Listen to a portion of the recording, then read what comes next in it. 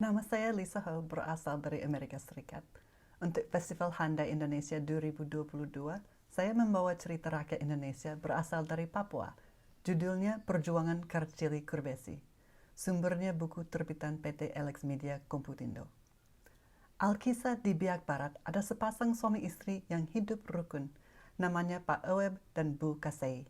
Pekerjaan mereka sehari-hari adalah berkebun kedelai dan berternak ayam serta babi. Dari hasil kebun dan ternak ini, kebutuhan sehari-hari mereka dapat terpenuhi. Namun ada satu hal yang membuat mereka resah. Mereka belum dikaruniai anak. Pada suatu pagi, Pak Oeb dan Bu Kasei melihat 4 benda bulat melayang di langit. Benda-benda itu kemudian mendarat di semak-semak. Dengan penuh rasa ingin tahu, mereka berlari ke semak-semak itu. Benda bulat itu tak lain adalah 4 butir telur. "Telur apa ya, Bu?" tanya Pak Oeb.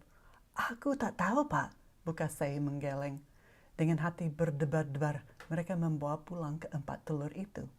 Setiba di rumah, tiba-tiba ke-4 telur itu menetas satu persatu dan muncullah 3 bayi perempuan dan seorang bayi laki-laki.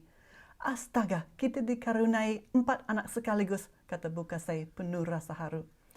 "Anak-anak ini kuberi nama Sintakei, Milabang, dan Lalintah. Dan si lelaki bungsu ini kunamai Kartjili Kurbesi," kata Pak Oeb. Hari-hari berikutnya, Pak Oeb dan Bu Kasei merawat anak-anak dengan penuh kasih sayang. Kartjili dengan ketiga kakaknya mempunyai hewan piaraan 4 ekor kura-kura raksasa. Mereka suka menungganginya berkeliling kampung. Tahun berganti tahun. Pada suatu malam, semua kura-kura raksasa itu hilang. Keesokan harinya, mereka berbagi tugas untuk mencari. Sintakei, Milabang, dan Lalinta pergi mencari ke selatan. Kartjili mencari ke sekitar kampung.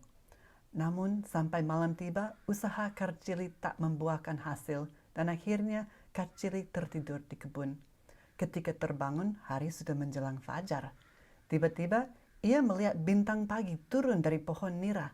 Lalu bintang pagi itu berjalan ke tanah lapang. Kartjili segera mengejar dan menangkapnya. "Oh, anak muda, lepaskan aku," bintang pagi memohon. "Aku mengaku bersalah karena selama ini aku telah mencuri air niramu. Aku berjanji tak akan mengulanginya lagi." "Lalu, apa pengganti air nira yang kau minum?" tanya Kartjili. "Ambillah gelang ajaibku sebagai gantinya.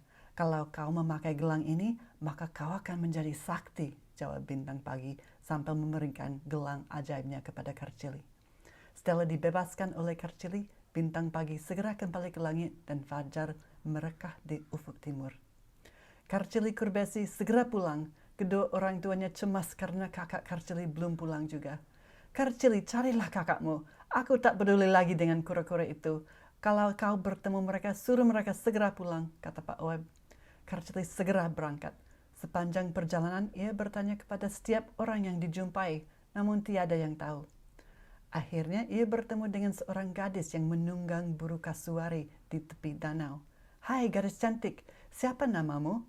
sapa Kartjili. "Wiwiyai, dan kau?" gadis itu balas bertanya. "Kartjili Kurbesi, aku sedang mencari 3 kakak perempuanku. Kemarin mereka mencari kura-kura raksasa kami yang hilang. Apakah kau melihat mereka?" tanya Kartjili.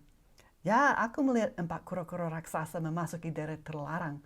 Aku juga melihat 3 orang gadis menuju ke sana. Aku sudah memperingatkan mereka, tapi rupanya mereka tak peduli. Siapa saja yang memasuki daerah terlarang itu akan disihir oleh dukun jahat. Lihat, kakakku telah disihir menjadi burung kasuari," kata Wiwiyai lirih. "Jahat sekali. Di mana dukun itu tinggal? Aku akan melawannya," kata Kartjili menahan amarah. Dengan petunjuk Wiwiyai, Kartjili menggunakan gelang ajaib untuk melayang melintasi laut sampai halaman rumah si dukun jahat. Si dukun keluar dari rumah, wajahnya pucat, kedua matanya memancar cahaya merah berkekuatan sihir. Namun Kartjili berhasil meredam kekuatan sihir itu dengan gelang ajaibnya. Dukun itu jatuh, terkapar dan menemui ajalnya. Bersamaan dengan itu, pengaruh sihirnya hilang. Semua benda yang telah disihirnya segera kembali ke bentuk semula dan berbondong-bondong keluar dari rumah si dukun, termasuk kakak Kartjili bersama 4 kura-kura raksasanya.